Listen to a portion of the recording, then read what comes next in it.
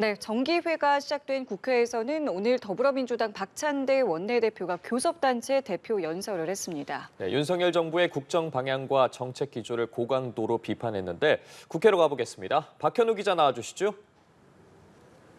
네, 22대 국회가 이번 주부터 100일간의 첫 정기국회에 들어간 가운데 오늘 민주당 박찬대 원내대표가 본회의장에서 연설을 했습니다. 박 원내대표는 윤석열 정부가 헌법을 유린하고 있다며 시작부터 날을 세웠습니다. 윤 대통령이 헌법을 준수하고 있느냐고 직접 묻기도 했는데 여당 의원들은 일제히 네라고 답하고 야당 의원들은 아니오라고 답하는 장면이 연출되기도 했는데요. 박 원내대표는 그러면서 대한민국의 정체성과 정통성을 부정하는 김영석 독립기념관장과 김문수 고용노동부 장관을 해임해야 한다고 주장했습니다. 또 일본과의 동맹을 추진해가는 과정에서 독도마저 일본에 내주고 자위대가 한반도에 진주하지 않을까 우려가 커지고 있다고 했습니다. 김건희 여사와 관련해서는 주가 조작과 명품백 수수 등 의혹이 태산처럼 쌓여 있는데 대통령 배우자라는 이유로 황제 조사를 받으며 면죄부를 받는 것은 누가 봐도 공정하지 않다고 목소리를 높였습니다. 네, 그리고 민주당이 어제 새롭게 발의한 해병대원 특검법 관련해서 공방도 이어지고 있는데 이 내용도 짚어주시죠. 네, 민주당은 어제 앞선 기존 특검법에 대한 수정을 거쳐 새로운 특검법을 발의했습니다. 이번이 네 번째인 건데요.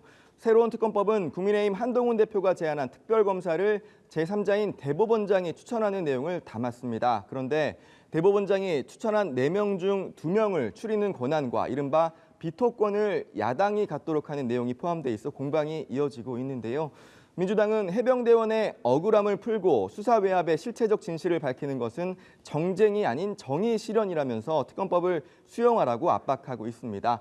박찬대 원내대표도 연설에서 순직 해병대원 특검법과 김건희 특검법은 공정과 상식을 바로 세우기 위한 법안이라고 주장했는데요. 국민의힘 한동훈 대표는 민주당의 새 특검법은 기존 발의했던 특검법들과 내용이 바뀐 게 없다면서 사실상 수용 불가 입장을 밝혔습니다. 이를 두고 일각에선 한 대표가 취임 전부터 강조하며 선명성을 부각해왔던 제3자 추천 특검법을 포기한 것 아니냐는 해석도 나왔는데요.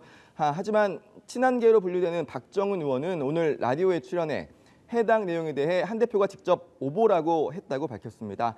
박 의원은 현실적으로 9월 말이나 10월 초로 예상되는 공수처 수사 결과 발표를 지켜봐야 할 것이라면서 비토권이 있는 민주당의 특검법은 겉과 속이 다른 수박 특검법이라고 비판했습니다. 지금까지 국회에서 전해드렸습니다.